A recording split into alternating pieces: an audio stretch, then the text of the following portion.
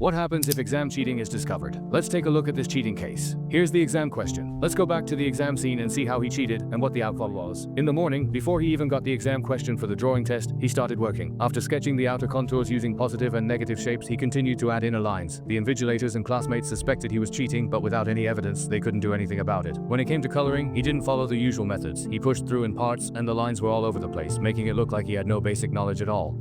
He spent 20 minutes on the shoe-shaped pants and then started to smudge and rub. Instead of using a tissue, he chose to use a paper eraser. Just look at how messy and fragmented his smudging looks. Getting a score of 60 would be a miracle. After erasing, he cleaned it up with an old man's head eraser and a cherry blossom eraser. The quality wasn't good, and with 2.5 hours left until submission, he didn't dare to stop for a moment because he wanted to be the standout on the first test paper. Surely someone would say, "Isn't this his drawing? Where's the pie?" If you look closely, he was about to start marking, and the marks were very discreet. It's not something just anyone can find. He spent an hour and 20 minutes carefully touching up the highlights, and he finished it quite easily. The professor said the agreed mark was 3, but he searched for half an hour and still couldn't find it. It's quite ridiculous, really. Without any evidence to prove he cheated, they just wrap things up hastily.